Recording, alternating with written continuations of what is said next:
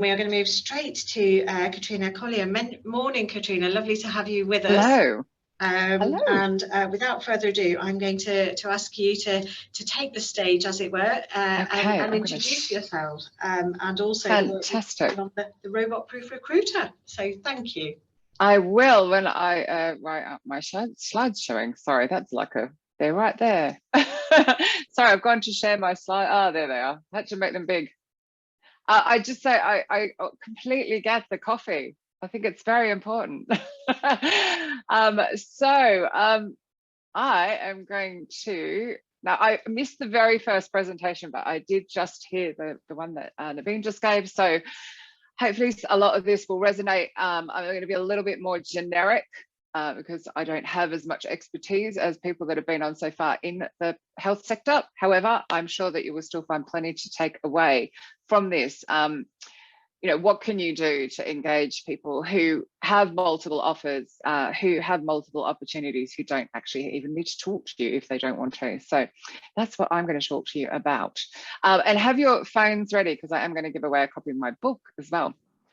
So back in the day, I'm taking you back. In my case, it's back for quite a few years, 30 years.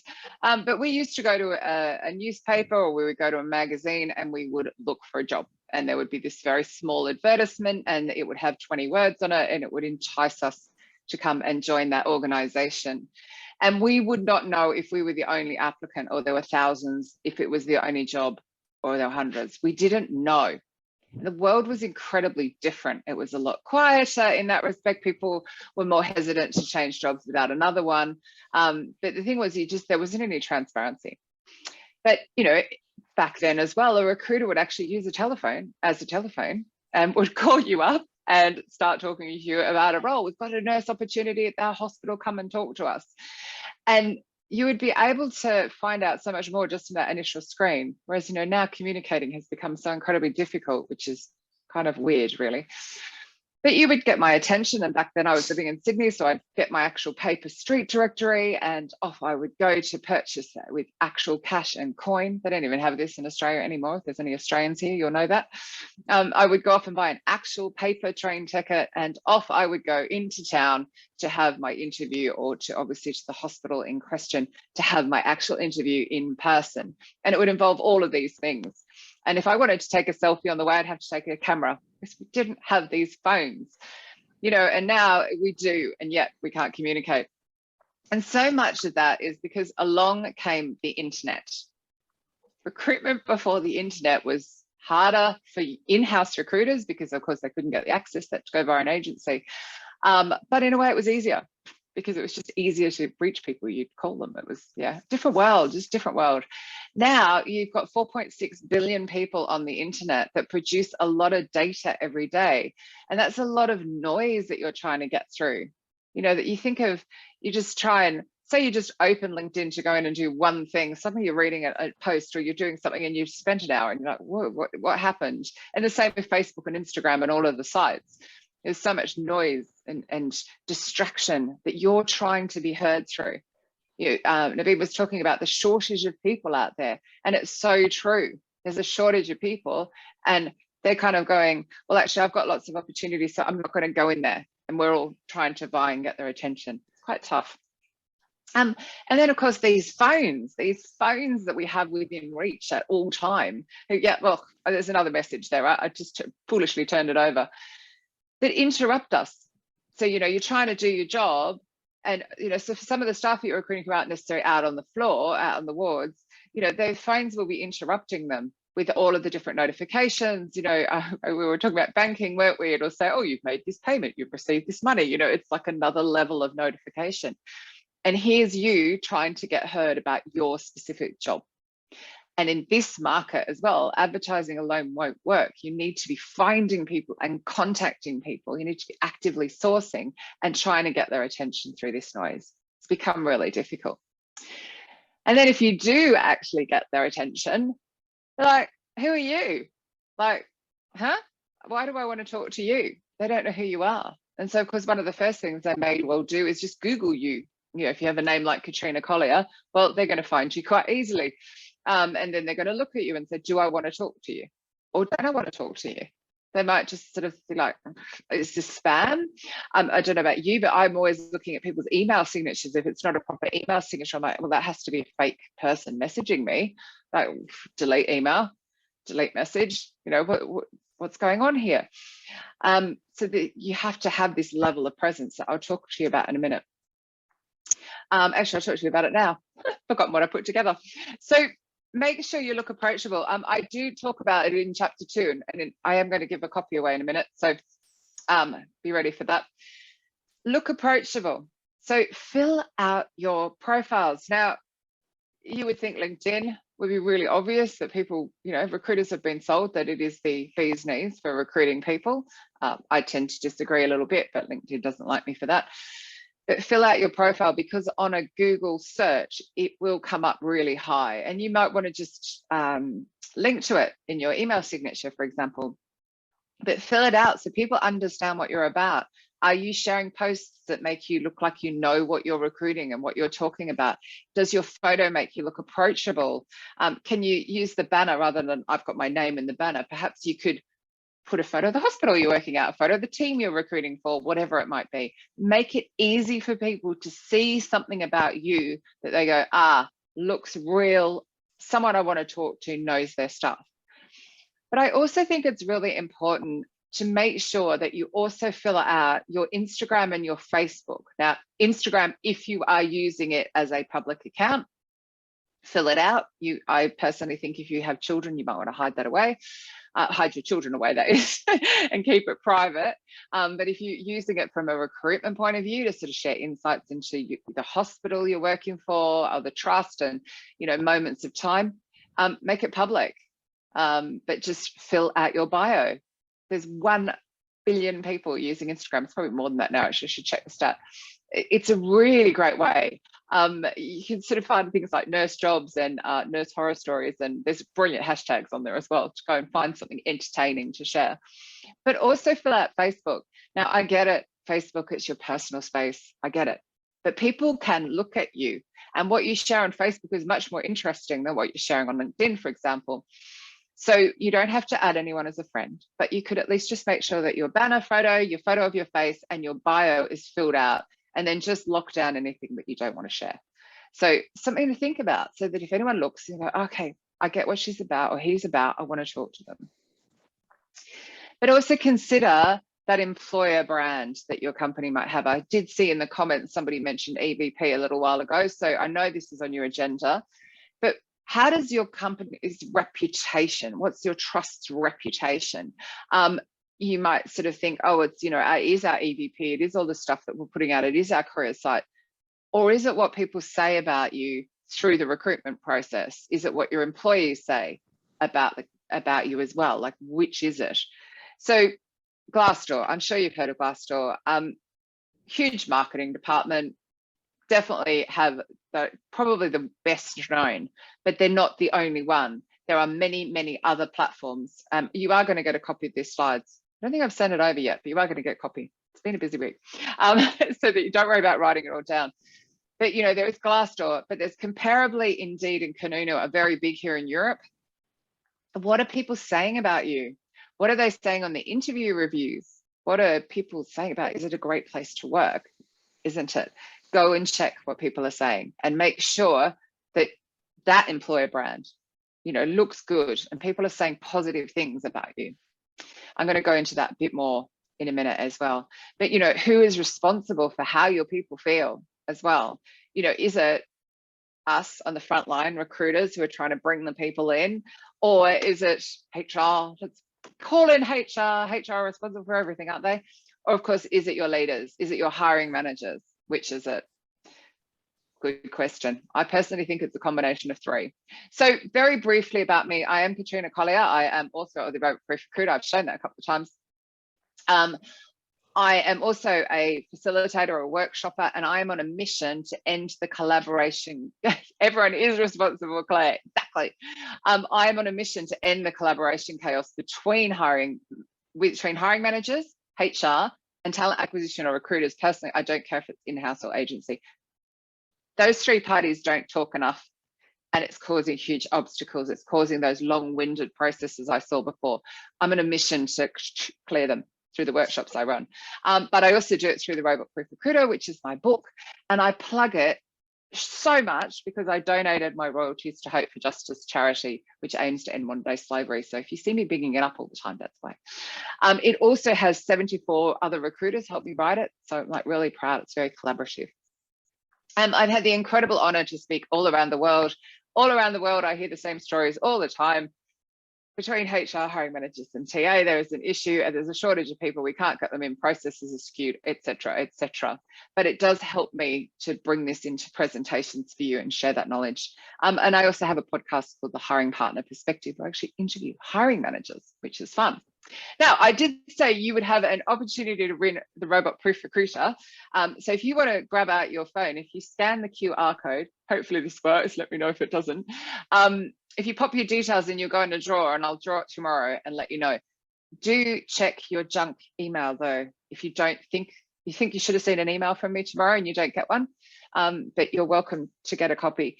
The idea behind the book is it's all about using technology to create better human engagement. I believe we've got it all around the wrong way. The reason I wrote it was because of that. We're using tech first. We need to use human first, technology to support. So that's what it's about. And I literally go through the whole thing, like from like the start of the process right through to onboarding, and everything that you can do using the technology. Hopefully you've all had long enough to scan the QR code if you're interested in getting a copy, because I'm going to move on. Otherwise I'm going to run out of time. Done? Go, Katie. Right. I do talk awfully fast, but I can come back to this. So I just want to make sure I cover everything.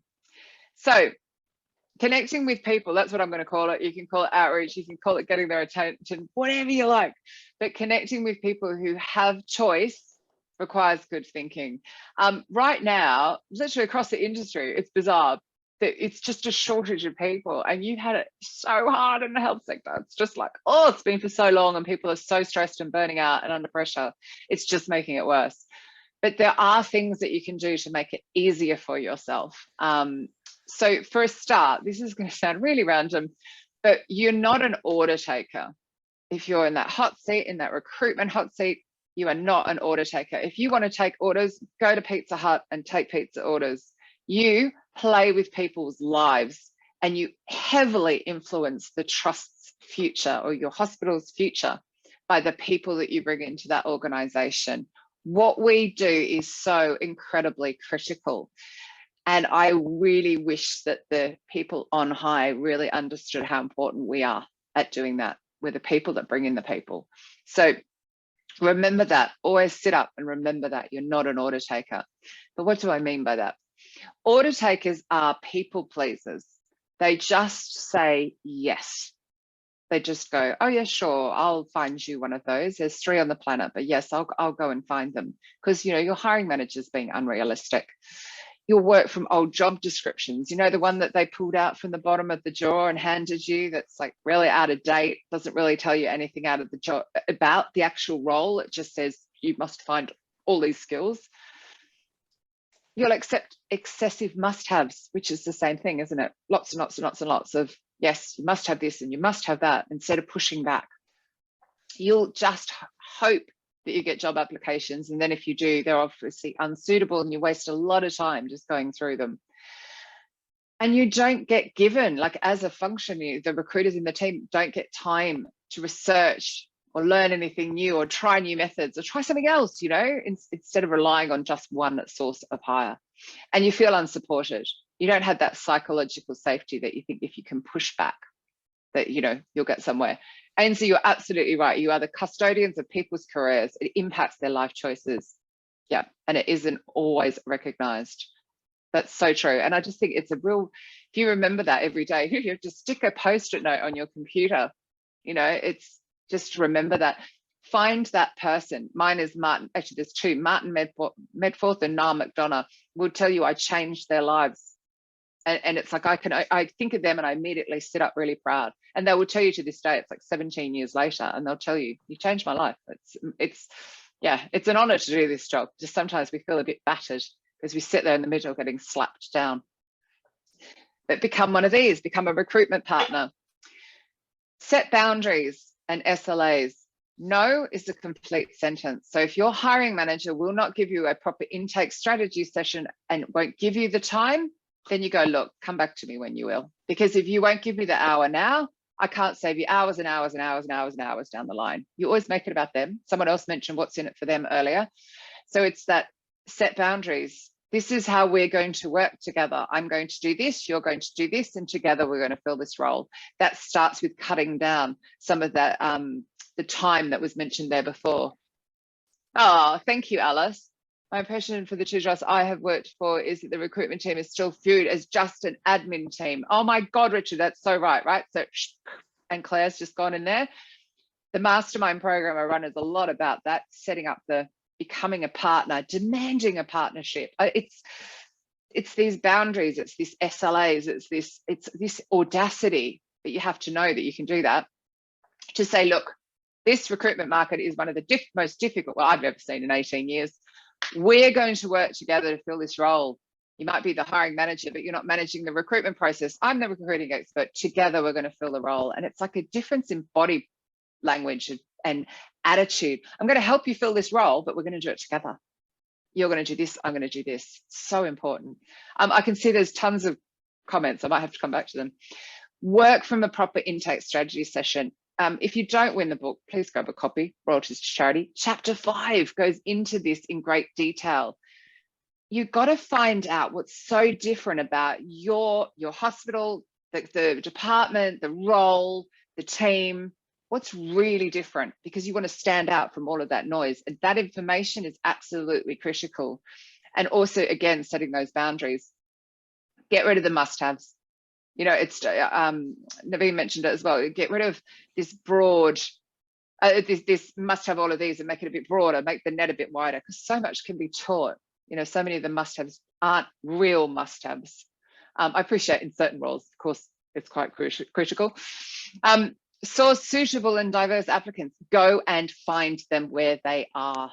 Do some Facebook pay-per-click advertising rather than perhaps sticking something on LinkedIn or putting an advertisement out on Indeed, for example. You know, go find people where people are active and they're just there day to day, and get in their faces. And insist on time for research and learning and trying new methods, and say, look, what we're doing isn't working. I need to learn, like you're doing this morning. You're coming here and investing your time. Demand more of that. And find that psychological safety. Demand that psychological safety. So I need to know that I can push back and it will be okay.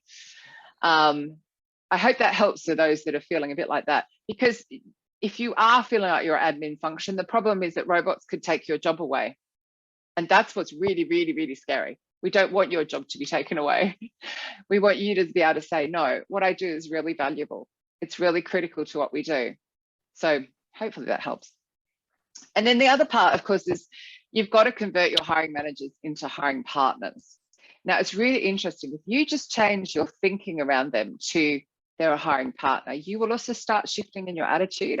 Sounds really strange, but through the mastermind I run, I really noticed that people do change when they just change that word. I didn't expect it when I set it up, but that's what's happened. And it's because you don't think of them as like, well, they're managing me.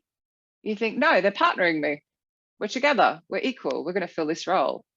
And some of that comes back to data. Like, it's really, really important to show them that they're having a negative impact on your ability to bring people into the company. You know, we all know the ones, don't we, that they're unrealistic in their expectations, they're obnoxious in interview, they don't give feedback and all this sort of stuff.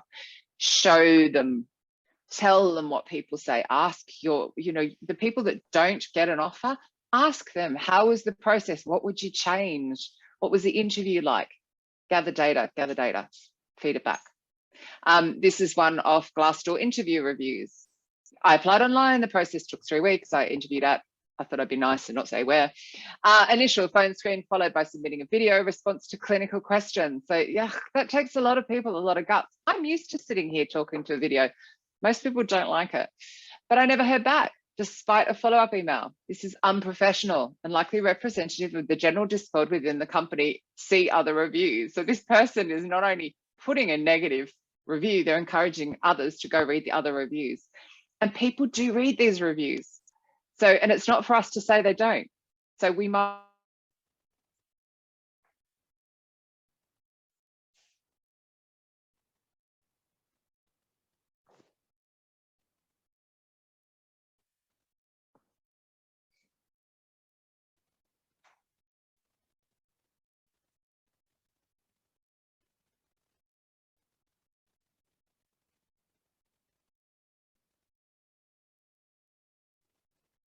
half an hour to write and submit both tasks.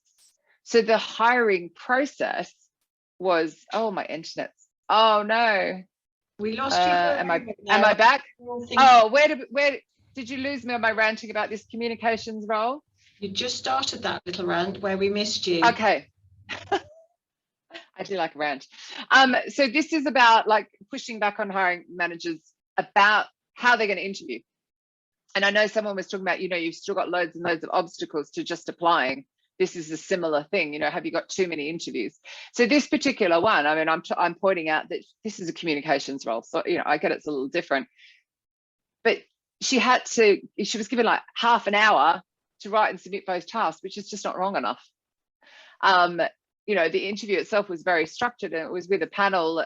Oops, sorry, I've clicked off. But again, they said they were looking for someone with significant events experience in the interview, but it didn't say that in the job description. So it's like she got frustrated. And then again, she never heard back. So it's like, if you're doing a proper intake strategy session, you'll be able to get the information really clearly. And the idea is to be as curious and ask the scary questions, you know, when you're doing that intake and say, do you really need one of those? And what would happen if they didn't have one of those? And what about if they've got a gap? And what about, you know, what are they going to do in 3 months' time? And just be really curious. Ask all the questions you've always been too scared to ask. And just, it's all about the tone and the delivery and the, what about, and just dig. Our job as a recruiter is to dig and dig and dig. Oh, I'm so sorry I froze. My internet's been annoying all day. Remove silly processes. Now, I appreciate this is a LinkedIn poll with all of 174 votes on it, but get rid of this. The process is long-winded, or your hiring managers, hiring partners are not selling the role and the opportunity and the ability to grow, because you're looking for that retention as well. You want them to come in and know they've got a career path. So again, I mean, I appreciate it's only a small amount, but I'm sure if you did a bigger poll, you'd still get people leave the recruitment process because it's long-winded or they're not sold. So you've got to be persuading them. And again, it goes back to the intake. The more information that you can find out, then you can use it in all your communications. When you're making that call, you really understand it. You can really say, oh my gosh, you're going to come in and you get to do this and your career progression's this, and then keep it quick. Again, you're creating, right, we've got to be fast now. We've got to move faster than we ever have because this person has 5 job opportunities. And you may well need to get HR to roll out some hiring manager training. Again, you are going to get these slides so you can read these in full. I'm just conscious of the time. The interviewer was late for our interview. I hate that. I am sure occasionally there is a valid excuse for that, but most of the time there is not, particularly in this digital age. It's just rude and it's just not necessary. And then it was, you know, one of the worst interviews I've had with the company, which is not great because again, they wrote a review. The whole experience was rushed. They weren't allowed to share. Oops, I left the name on there. I wasn't meant to. They weren't allowed to share and question back and forth. And it's just like, you don't want to have somebody interviewing you who doesn't really respect you as the candidate or really understand how to interview. So roll out some hiring manager training. So many people are promoted into a role where they have to recruit and are not given interview training. Back in my recruitment agent days, I personally think I was dreadful at interviewing. I did far too much of my gut instinct, but it's roll it out, get some training, get people involved. So basically, because recruiting people who have lots and lots of choice, in-demand talent, if you want to call them that, it takes that collaboration. It takes HR helping your hiring managers be the best they can, you getting all the information you need, and then together having a really smooth process so that you can get the people all the way through. Hopefully I didn't miss anything I wanted to know. If you'd like to join me on my mission, I've got a few ways that you can do that. I run these incredible workshops, as I've said before. I'm trying to make sure I've got Q&A time. I think I've got 5 minutes. My book, again, if you do get one, I'll be so incredibly grateful. The mastermind program I've mentioned a couple of times, and of course the podcast where I interview hiring managers. And I'm hoping I left question time. Do I have question time? I feel like I talk so fast. You do. Fantastic. Thank you so much, Katrina. I feel absolutely pumped to go into the recruitment team here at Cambridge and say, if I don't tell you often enough, you're fantastic. You are fantastic. So thank you so much. You've really inspired me to sit up and take note. I think have the psychological safety as well, because it's funny, I stood in front of a team earlier this week and I said to the leader of the company, your team, your recruiters need to know that they can say no to a hiring manager and they won't lose their jobs. Yeah. And he went, watching his face, and I'm like, yeah, because they need to say no. What we do is too important. Absolutely. It's the people that make all of these places succeed. I'm going to stop sharing my screen. Hopefully you all grabbed a screenshot. And somebody, Claire has come in and said she loves the idea of hiring partners, and so do I, and that's something else I've written down to go and talk to recruitment about. We do call them recruiting managers. No, that need to be collaborative is so important. Can I just go back to the psychological safety? We did some transformation in recruitment a while ago, and what we found was that it wasn't just the hiring managers, it was that psychological safety of trying new things and it being okay to get it wrong. Is that something you see quite widely in your work? Oh yeah. Oh, there's so much ridiculous fear. I mean, just to ask a question. I had a recruitment leader who's on my mastermind. She's really senior and she runs a team, and she'd just been too scared to just say, do you really need that qualification? And the man went, well, I don't have that. It's not medical, I hasten to add, but it's like, well, I don't have that qualification, so no, I don't even know why it's on the job description. And she'd been trying to find this person for months, and you kind of like, there's this weird fear of almost putting these managers on a pedestal. So I see that there's huge fear to get off LinkedIn and try other places, which is just crazy. So you take nurses, where are they going to be? They're going to be on Facebook. They're not going to be on LinkedIn. What are they going to do on LinkedIn? Like, go get a try pay-per-click advert campaign. You've all probably got marketers you can go and ask, show us how we could run a campaign to put a day in the life of working in a nursing role at our organization, or some funnies or something in their feed, so they start going, oh, who's that company? Try something different. Fantastic message from Jenny there, saying she loves her job as a recruitment advisor, and really sees that benefit in emotionally engaging with people. So that's absolutely fantastic. Absolutely fantastic. We really change people's lives. We really do. And I think we forget it, because it's so often here we are getting slapped down by the unrealistic hiring manager, and the candidates are giving us crap because they think, well, I applied and I should get the job and I didn't, and you're just sitting in the middle going, oh my God. And this is the trouble, we forget that really what we do is just so incredible. And it is hard. It is hard. And I think it's hard in this labour market as well. So can I ask you about the labour market? And so, collaboration is so key to a lot of what you're talking about. And I love the term collaboration chaos. I'm just really mindful. Totally. Many of us will be public sector, NHS. We've got one overarching brand. We're all competing for the same people. How do we collaborate and also have the edge on those we're collaborating with, and do it fairly and equitably? How do we work together and also separately? I think a lot of it would be, do they really understand that you are fishing in the same pool for the same people up against, their peers in another hospital? Do they really understand that? Because it could well be that they don't. Maybe they haven't been through the hiring process in a long time. So some of it could be just really sitting down and trying to get them to have some empathy and compassion for what it must be like. One, to be approached by all of these companies trying to make a decision as to which one I join, but also how we stand out. And then kind of getting under their skin, like, well, what is so special about you and your team, what you're doing? What opportunities have you been given that they won't get over there. And, you know, starting to gather all of that information, which is then all the information you use to stand out when you're fishing in the same pool. It's that personal stuff.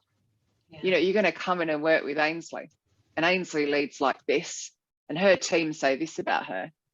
And this person's been in her team for 4 years, and this is where they are now.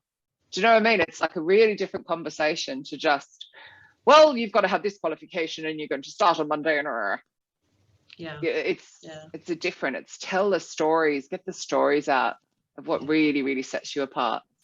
Something interesting just come into the chat box around, you want to give that personal experience, but you're also dealing with very high volume. And that can leave candidates frustrated, but also hiring managers, because their post, of course, is the most important post in the hospital, quite rightly so. But you've got 200 very important posts in the hospital. Yeah. How can you see? I mean, there has to be some automation and efficiency. How can you marry that with that need for that personal connection and volume? Yeah, and I think it's so much of the time is work on the roles where your hiring partners are partnering. Sounds really bad, okay? Like, don't shoot me down for this, but literally do it in priority. Work on the ones where you know you've got the most chance of success because they're giving you all of the information that you need up front. They will stop and interview people. They will turn up for interviews. They'll do everything. And you get those people, these role model hiring managers, partners, correct myself, to start setting the example for their peers. And when this one comes in who's screaming the loudest but never available, won't give you the time you need to actually do a proper intake and won't review your CVs in a timely manner, you know, the ones that take 3 weeks to come back to, those kind of people, you can say, well, I'm currently working on these roles over here and I'll have availability for you in 4 weeks, but can I just give you an idea of how this hiring manager works and how much more success we've had because they give me the time. I save them hours and hours of time because they give me the upfront time. I think there needs to be a lot more of, you know, when the hiring manager sends in their job vacancy, they don't actually understand what you're working on. And unless we say to them, thank you very much for your job, I'm just letting you know that I've got 50 ahead of you in the queue. I will be to you on this date, and then you've got to be to them on that date. I might be being a bit idealistic, but I do think there needs to be some, almost like a project management around it by saying, this is what I have going and I'll get to you here. And I think they will be a bit shocked because they probably don't know you're working on X number of roles either. If you are, also, I think there is a limit that someone can work on. You know, if you're working on 30 nurse roles and they're all exactly the same, that's completely different to if you're working on 30 different roles as well. So, lots to fix.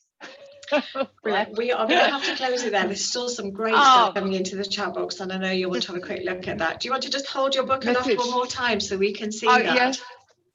There we go. Robot Proof Recruiter, most incredible charity that aims to end modern day slavery. I've been out to Africa and worked with the staff and carers of Hope for Justice, and I just, I love them. I can't raise enough money for them. They're amazing. If anyone has any questions there, please just shoot them to me by boring on LinkedIn if you like, or anywhere pretty well. I'm pretty open book. I'll be happy to answer them. Fantastic. Katrina, thank you so much. It's been a real pleasure to have you with us today. Thank you for giving us the time. And you're welcome. Obviously, keep questions coming in, and we'll certainly, if you want to use the chat box, I'll we'll certainly get them to you. Answer. Yeah. Okay. Brilliant. Thank you.